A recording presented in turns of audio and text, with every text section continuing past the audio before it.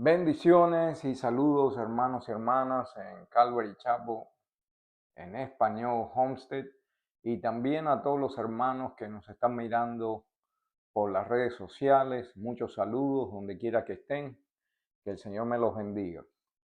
Hoy vamos a estar estudiando la palabra de Dios en el libro de Mateo, capítulo 24, versículo 1 al 8.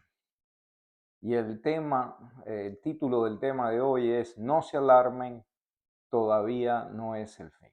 No se alarmen, todavía no es el fin. Eh, Me imagino que muchas personas están preocupadas por lo que está sucediendo en la guerra, en Irán, alrededor del mundo. Muchos hermanos y hermanas están sacando conjeturas en cuanto a esta situación que estamos viviendo. Y ya hay personas, círculos cristianos, que se están aprovechando de esta situación y están alarmando al cuerpo de Cristo. La iglesia moderna muchas veces tiene tendencias ante el sensacionalismo de los medios de comunicación. Siempre hay alguien que está alarmando al pueblo de Dios, siempre hay alguien que está eh, asustando al cuerpo de Cristo. Y hay personas que lo hacen por ignorancia, porque no conocen la Escritura, como dice el libro de Oseas, capítulo 4, versículo 6, que dice: mi pueblo perece por falta de conocimiento. Y también hay otro tipo de personas, otro tipo de líderes religiosos que usan estos momentos críticos para controlar, para manipular a las iglesias, a tenerlas bajo un régimen de miedo. Sea lo que sea, hoy vamos a acudir una vez más a la palabra de Dios por sabiduría. Vamos a acudir a la palabra de Dios para que nos esclarezca nuestras mentes, ¿no? Y vamos a ver una vez más cuál es el propósito de Dios para nosotros, y el orden cronológico de las cosas y cómo van a suceder de acuerdo a la palabra de Dios. Amén. Eh, Les recuerdo, hermanos y hermanas, que solo Dios sabe cuándo sea el último día, cuándo se va a hacer el día que el Señor regrese. Solo Dios sabe esas cosas, ¿no? Eso lo vemos ahí en Mateo 24, versículo 36, que nos dice la palabra de Dios así: pero aquel día y hora nadie sabe, ni siquiera los ángeles del cielo, ni el Hijo, sino solo el Padre. Pero si hay indicios que el reloj profético está dando vueltas, está corriendo, hay indicios. Y con eso en mente vamos a seguir y vamos a leer la palabra de Dios empezando en Mateo 24, versículo 1. Amén. Agarren sus Biblias, sus teléfonos, sus tabletas, lo que tengan a mano ahí con la palabra de Dios, y vamos a ir a capítulo 24 de Mateo, versículo 1 en adelante. La palabra de Dios dice así: cuando salió Jesús del templo y se iba, se le acercaron sus discípulos para mostrarle los edificios del templo. Mas respondiendo él les dijo: ¿veis todo esto? En verdad os digo que no quedará aquí piedra sobre piedra que no sea derribada. Y estando él sentado en el monte de los olivos, se le acercaron los discípulos en privado, diciendo: dinos, ¿cuándo sucederá esto? ¿Y cuál será la señal de tu venida y de la consumación de este siglo? Respondiendo Jesús les dijo: mirad que nadie os engañe, porque muchos vendrán en mi nombre diciendo: yo soy el Cristo, y engañarán a muchos. Y habréis de oír de guerras, rumores de guerra. Cuidado, no os alarméis, porque es necesario que todo esto suceda, pero todavía no es el fin. Pues se levantará nación contra nación y reino contra reino, y en diferentes lugares habrá hambre y terremotos. Pero todo esto es solo el comienzo de dolores. Ahora, válida la redundancia, leamos otra vez y analicemos estos pasajes bíblicos verso por verso y vamos a ver qué nos tiene el Señor. Mateo 24:1. Cuando salió Jesús del templo y se iba, se le acercaron sus discípulos para mostrarle los edificios del templo. Mas respondiendo él les dijo, ¿veis todo esto? En verdad os digo que no quedará aquí piedra sobre piedra que no sea derribada. Como muchas personas, inclusive hoy día, estamos muy orgullosos de nuestros templos, de nuestras iglesias, de estos edificios, ¿no? Estamos deslumbrados, encantados con nuestro templo. He escuchado muchos hermanos que se jactan, oh, mi iglesia tiene capacidad para 1500, oh, mi iglesia tiene aire acondicionado, oh, mi iglesia tiene asientos estilo estadio, oh, tenemos una pantalla gigante, tenemos un equipo de sonido fabuloso, etcétera, etcétera, etcétera. Y aquí vemos la escena que los discípulos le están mostrando a Jesús el templo. Le querían mostrar el templo a aquel para cual el templo fue hecho, al Dios vivo. Mira, este es el templo. Yo no entiendo. Pedro había reconocido que Jesús era el Hijo de Dios. Y Jesús le dijo, no te lo ha revelado ni carne ni sangre. Vieron los milagros, vieron todas las cosas que Jesús estaba haciendo.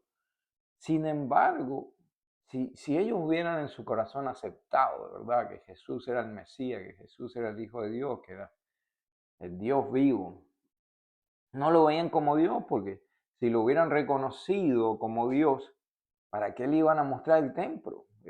Como si Jesús no conociera cada rincón del templo. Pero Jesús les responde, no los reprende, no le dice nada, sino que les responde con una profecía, como diciendo, todo esto es pasajero, todo esto no vale nada. Es decir, Mateo 24:2, ahí lo acabamos de leer, lo vamos a leer de vuelta, dice, mas respondiendo él les dijo, ¿veis todo esto? En verdad os digo que no quedará aquí piedra sobre piedra que no sea derribada. Y uno se pregunta, ¿y cuándo sucedió eso que fue derribado piedra por piedra? Vamos a la historia. El sitio de Jerusalén fue en el año 70 y fue un acontecimiento decisivo en la primera guerra judeo-romana. Esta guerra finalizó en Masada en el año 73 y el emperador Tito fue el que conquistó la ciudad y sus tropas destruyeron el templo. Entonces eso quedó grabado, inclusive hasta el día de hoy es lamentada la destrucción del templo de Jerusalén por los judíos y tiene una festividad que se llama Tisha B'Av. Tisha B'Av. Y también el evento quedó registrado en el Arco de Tito, en Roma. Todavía está en pie, donde se representa y se celebra el saqueo de Jerusalén. O sea que son eventos que sucedieron, Jesús lo dijo y así mismo se cumplió. Piedra por piedra fue derribado. Después de escuchar esto, vamos a preguntarnos lo siguiente, ¿no? ¿Qué es lo que es más importante? ¿Qué es más importante que el templo? ¿Es más importante o es más importante aquel para quien fue hecho el templo? ¿Nos entendemos? ¿Qué es más importante, el templo o aquel para el cual fue hecho el templo? Muchas veces le damos una importancia muy grande y nos olvidamos de ciertas cosas. Vamos a ir al libro de los Hechos para acordarnos lo que dijo Pablo, que para mí tiene mucho sentido eso. Hechos capítulo 17, versículo 24. Preste atención para aquellas personas que están enamoradas del templo, para aquellas personas que ven que ir a la iglesia es lo más importante y no la relación con el Dios vivo. Aquí vemos que el apóstol Pablo nos habla bien claro.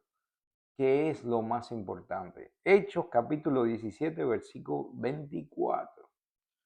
El Dios que hizo el mundo y todo lo que en él hay, puesto que es Señor del cielo y de la tierra, no mora en templos hechos por manos de hombres, ni es servido por manos humanas como si necesitara de algo, puesto que Él da a todos vida y aliento y todas las cosas, y de uno hizo todas las naciones del mundo para que habitaran sobre la faz de la tierra, habiendo determinado sus tiempos señalados y los límites de su habitación, para que buscaran a Dios, si de alguna manera palpando le hallen, aunque no está lejos de ninguno de nosotros. O sea que en realidad es una bendición que tengamos un templo donde podamos alabar a Dios, donde podamos aprender la palabra, donde podamos tener coinonía con los hermanos. Es una bendición, pero no es lo más importante. Esa es la cosa. Entonces yo no voy a la iglesia. Bueno, esa es tu prerrogativa. Si no quieres ir a la iglesia, pero tenemos 7 días de la semana y solo un día a la semana es el que le dedicamos al Señor. Y vas a escoger ese día para no ir ahí. Bueno, cada cual en lo suyo. Al final del día no me van a dar explicaciones a mí, ni al pastor Poli, ni al pastor Roger, sino que va a llegar un día que van a tener que darle explicaciones a aquel para el cual el templo fue hecho. Amén. Pablo también nos dice lo siguiente en 1 Corintios 3:16. ¿No sabéis que sois templo de Dios y que el Espíritu de Dios habita en nosotros? Sí. Ahora nosotros somos el templo de Dios y Dios habita en nosotros. Sigamos leyendo con esas cosas en mente. ¿Qué es más importante, el templo o aquel para cuál fue hecho el templo? ¿Qué es más importante, la relación con Dios o 4 paredes? Tenemos que tener mucho cuidado. Y sí, no debemos de dar por añadidura que tener un templo al cual podamos asistir es una bendición, pero no es lo más importante. Sigamos leyendo. Mateo 24, versículo 13 en adelante. Y estando él sentado en el monte de los olivos, se le acercaron los discípulos en privado diciendo, dinos cuándo sucederá esto y cuál será la señal de tu venida y de la consumación de este siglo. Respondiendo Jesús les dijo, mirad que nadie os engañe, porque muchos vendrán en mi nombre diciendo, yo soy el Cristo, y engañarán a muchos. Lo primero que vemos es una advertencia de Jesús, de nuestro Señor, al cual nosotros seguimos, que dice, mirad que nadie os engañe. Lo pongo entre comillas, mirad que nadie os engañe. La palabra nadie es muy importante. Que no te engañe ningún pastor, que no te engañe ningún profeta, ningún maestro, ningún apóstol, ningún evangelista, ni tu padre, ni tu madre, ningún gobernante, ni tu hijo, ni tu hija, que nadie te engañe. Entonces Jesús nos advierte, muchos vendrán en mi nombre, muchos vendrán en el nombre de Jesús haciendo cosas. Hay iglesias cuyo líder se declara vicario máximo de la tierra, que es el representante de Dios en la tierra. No hay ningún intermediario entre Dios y los hombres más que Jesucristo. Hay gente en los círculos cristianos que, el apóstol. El apóstol, ya lo he dicho muchas veces, significa en el griego un enviado de Dios, un representante, un enviado, nada más. Eso es todo lo que es ser un apóstol. Pero se les sube a la cabeza de una manera increíble. Inclusive pastores se ponen como una deidad que no se los puede tocar, no se les puede hablar, no se les andan con guardaespaldas. No se puede hacer una cita con el pastor porque hay que esperar 6 meses. Esas cosas no son bíblicas, hermanos. Todas estas personas que vemos aquí, los 5 ministerios, esos son ministerios. Son ministros, personas que sirven a la comunidad, que sirven al cuerpo de Cristo. Jesús nos dice, muchos vendrán en su nombre. Y hay muchas denominaciones, instituciones, profesan ser cristianas, pero del dicho al hecho hay un trecho. Hay muchas personas que, en el nombre del Señor hacemos esto, o venimos. ¿Cuántos no se han declarado Cristo? ¿Cuántos no se han declarado Jesús? ¿Cuántos no se han declarado dioses? No solo en este siglo, sino a través de la historia. Entonces, por eso mismo vamos a leer dos escrituras para confirmar lo que nos habla Jesús, que muchos van a venir en su nombre diciendo soy el Cristo. Muchos van a venir expresando que son creyentes, que son discípulos, pero no lo son.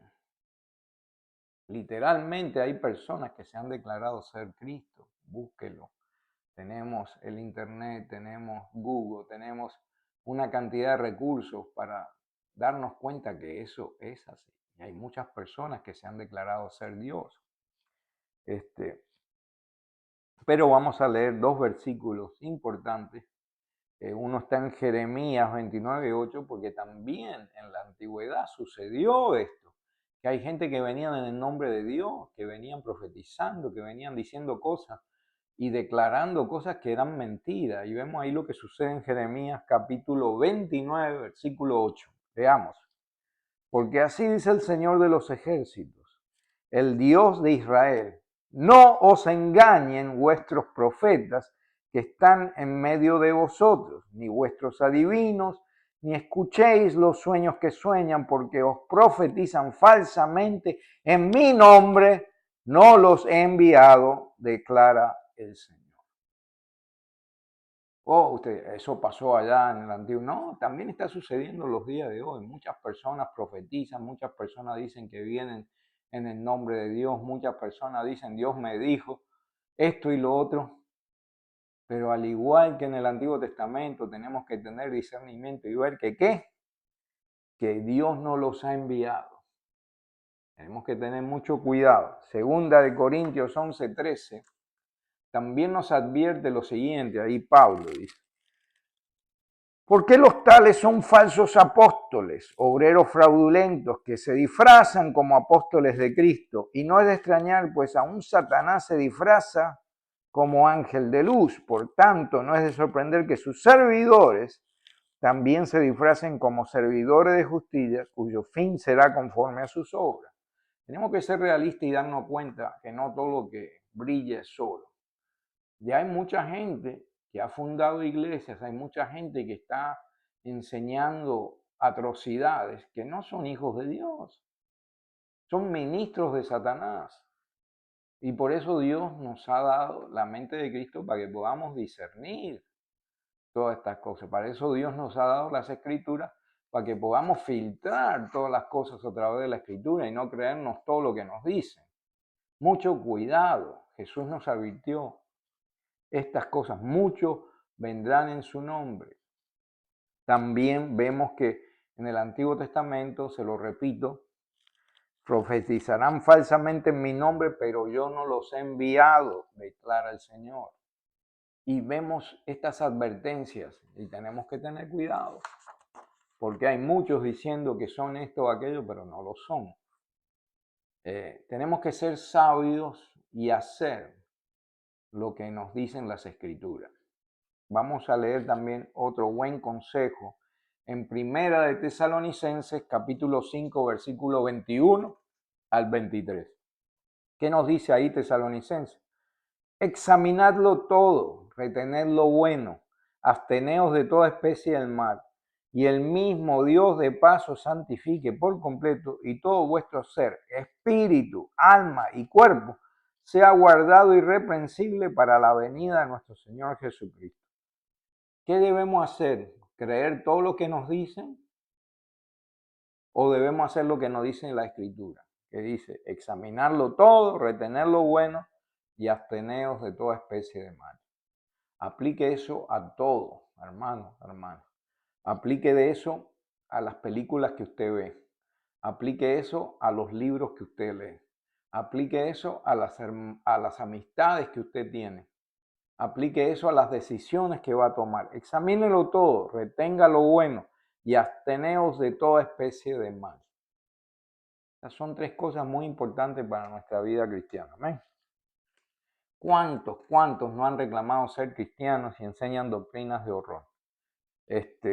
Iglesias que están de acuerdo con la prosperidad a la manera del hombre. Iglesias que han tenido otras revelaciones de parte de Dios, pero no son las que están en la Biblia, sino hay que tenido revelaciones extra.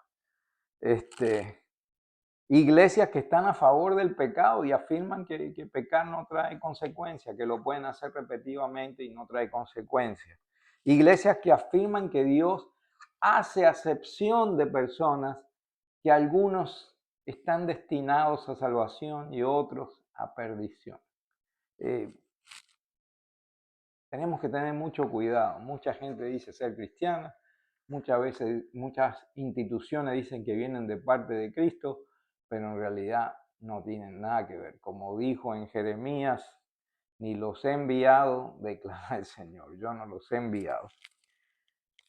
¿Cuántos han reclamado ser cristianos y viven una vida desordenada? Hay advertencias acerca de estas personas, hay advertencias de este tipo de personas que declaran ser una cosa y no lo son. Leamos ahí Primera de Juan 2:19. Primera de Juan, capítulo 2, versículo 19. Dice así: salieron de nosotros, pero en realidad no eran de nosotros, porque si hubieran sido de nosotros, habrían permanecido con nosotros, pero salieron a fin de que se manifestara que no todos son de nosotros. Segunda de Timoteo, capítulo 4, versículo 3. Nos dice así Pedro en la carta a Timoteo, Pablo en la carta a Timoteo, dice, porque vendrá tiempo cuando no soportarán la sana doctrina, sino que teniendo comezón de oídos, acumularán para sí maestros conforme a sus propios deseos, y apartarán sus oídos de la verdad y se volverán a mitos. Es increíble, pero si vamos a la historia, ¿cuántos no se han declarado ser de Dios a través de la historia? Sigamos.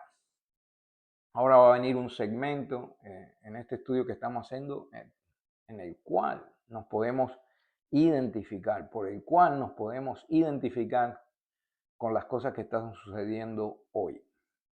Mateo 24:6 dice: y habréis de oír de guerras y rumores de guerras. Cuidado, dice ahí. Muy pocas veces en la Biblia salen símbolos de exclamación. Y es muy importante que cuando veamos símbolos de exclamación lo leamos de acuerdo a lo que dice. ¡Cuidado! Dice, no os alarméis, porque es necesario que todo esto suceda, pero todavía no es el fin. ¿Y qué sucede? Que ya estamos viviendo eso, ya estamos viviendo estos versículos que acabamos de leer. La guerra contra Irán, los rumores que hay, quién será el que sigue, quién apoyará a Irán, se le unirá a la China, se unirá a esta otra potencia, a Irán. ¿Será este el principio de la Tercera Guerra Mundial? ¿Cuántos creyentes no están sacando conjeturas? ¿Cuántos creyentes no están en pánico en el día de hoy? Se recuerda en el año 2000 cuando sucedió el Y2K, cuando dijeron que todo se iba a derrumbar, las computadoras, todos los programas. Se recuerda cuando muchos tomaron el 9/11 como el fin del mundo. Se recuerda que decían que New York era la gran Babilonia. Tenemos que tener cuidado a quién le creemos. Si le creemos a las Escrituras, si nos apoyamos en el orden cronológico de las Escrituras o escuchamos a todos los medios de comunicación, inclusive los que dan falsas noticias. Podemos ir inclusive al Antiguo Testamento y darnos cuenta que ellos también pasaron por estas situaciones de guerras y rumores de guerras y también cundió el pánico. Leamos ahí Jeremías, el libro de Jeremías capítulo 4, versículo 19. Dice la palabra de Dios: alma mía, estoy angustiado. Oh, corazón mío, mi corazón se agita dentro de mí. No callaré porque has oído, alma mía, el sonido de la trompeta, el pregón de guerra. ¡Wow! Estoy angustiado, oh corazón. Mi corazón se agita dentro de mí. Vemos cómo este sentimiento no es nada nuevo. También podemos ver en Ezequiel 7:24.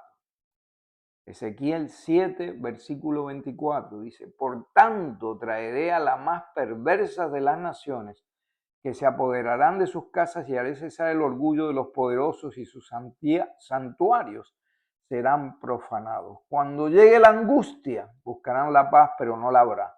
Vendrá calamidad sobre calamidad, y habrá rumor tras rumor. Entonces buscarán visión del profeta, y la ley desaparecerá del sacerdote y el consejo de los ancianos.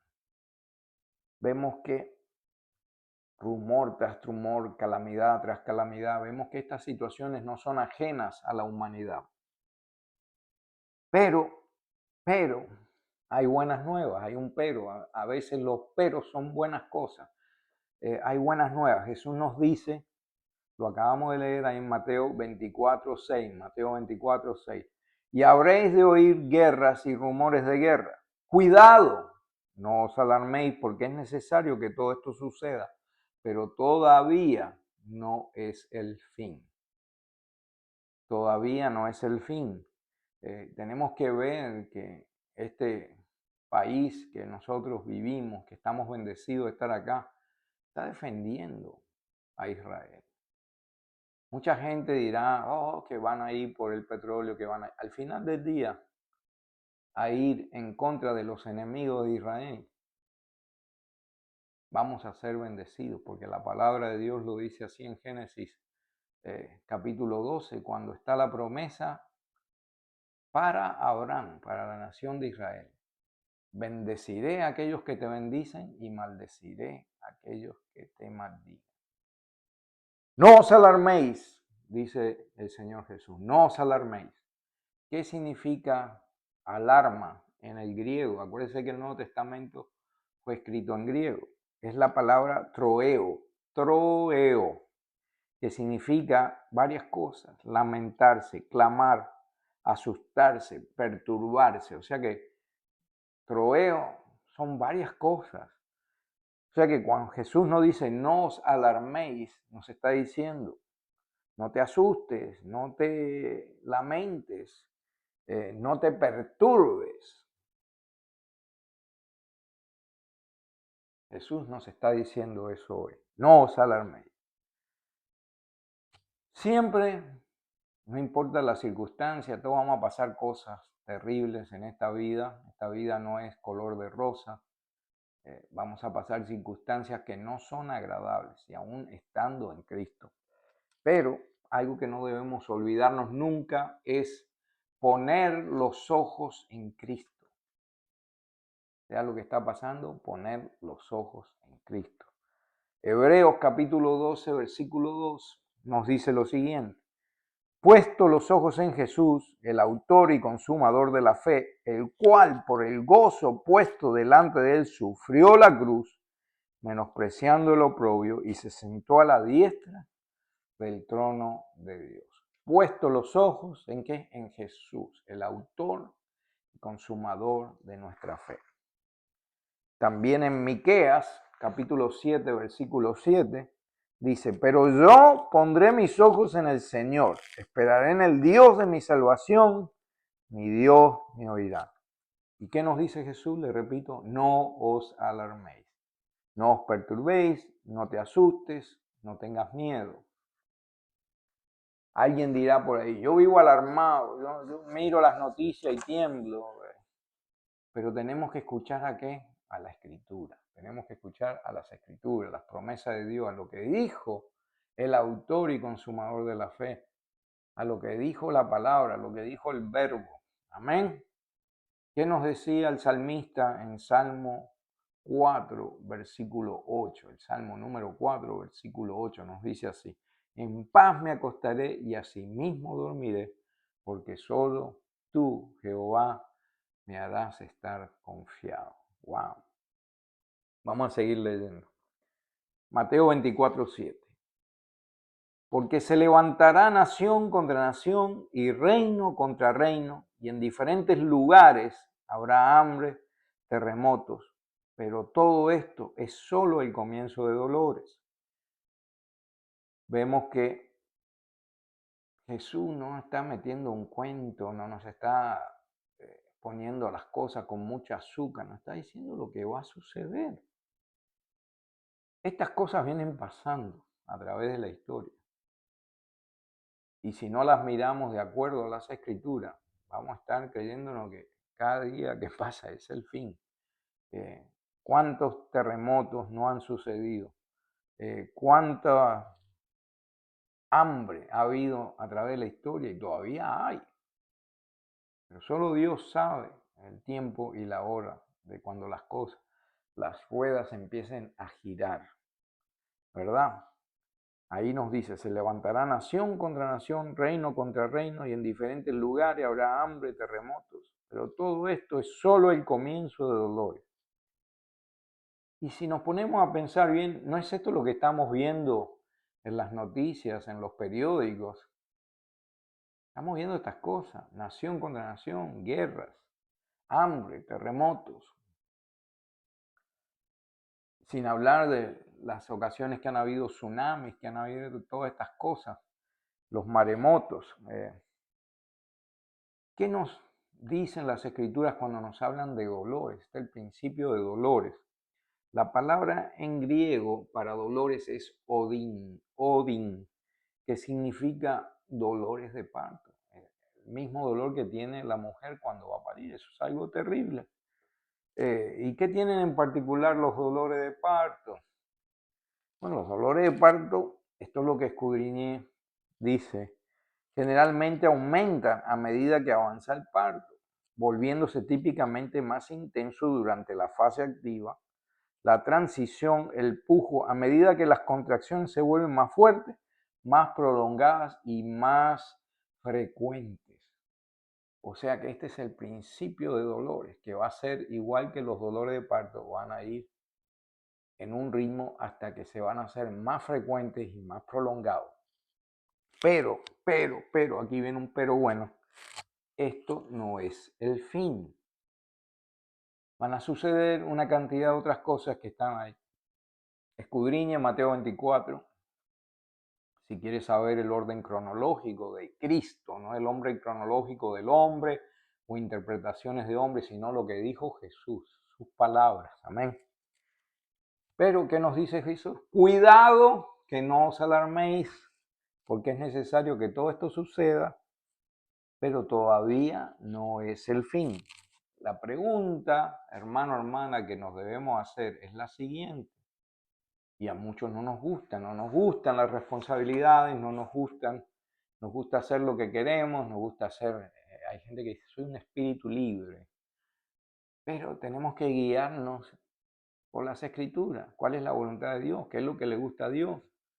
¿Qué es lo que Dios está en contra? Si somos realmente seguidores de Cristo, tenemos que ir a las escrituras. ¿Qué debemos hacer mientras esperamos que sucedan todas estas cosas? Porque ahora no es el fin, no os alarméis, cuidado, esto no es el fin, son el principio de dolores. Pero ¿qué tenemos que hacer? Personalmente, yo voy a tomar el consejo que Pablo le dio a Timoteo y espero que ustedes también hagan lo mismo porque es un muy buen consejo. Debemos estar ocupados en las cosas de Dios. Tenemos que mirar las cosas a través de los ojos de Dios, porque estamos muy afanados por cosas que en realidad, si hoy o mañana, hermano, usted se va con el Señor, todas esas cosas no se van a ir con usted, se van a quedar aquí. ¿Qué es lo más importante? Invertir en el reino de Dios, invertir en las cosas donde el óxido ni las polillas van a arruinar, cosas espirituales. Entonces vamos a leer acá el consejo que Pablo le da a Timoteo como su hijo amado, su hijo espiritual. Segunda de Timoteo, capítulo 4, versículo 1. Segunda de Timoteo, capítulo 4, versículo 1. Dice: te encargo solemnemente en la presencia de Dios y de Cristo Jesús. Estamos hablando de algo serio acá, ¿no? Te encargo solemnemente en la presencia de Dios y de Cristo Jesús, el cual ha de juzgar a los vivos y a los muertos por su manifestación y por su reino.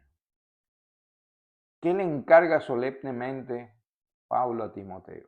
Vamos a ver, predica la palabra, insiste a tiempo y fuera de tiempo, redarguye, reprende, exhorta con mucha paciencia e instrucción, porque vendrá el tiempo, y vendrá el tiempo, hermano, hermana, va a venir el tiempo, cuando no soportarán la sana doctrina, sino que teniendo comezón de oídos, acumularán para sí maestros conforme a sus propios deseos, y apartarán sus oídos de la verdad y se volverán a mitos. Pero tú, sé sobrio en todas las cosas, sufre penalidades, haz el trabajo de un evangelista. La gran comisión, hermano, hermana, se lo vengo diciendo. Cumple tu ministerio. Oh, pero es que yo no tengo ningún ministerio. Sí, tienes un ministerio que Cristo mismo te ha dado, que es la gran comisión. Léete el libro Marcos, capítulo 16, y vas a ver. Eso no es para cierta gente, es para todos los que creemos en Jesús. Entonces, escuche ese consejo que Pablo le da a Timoteo y haga lo suyo.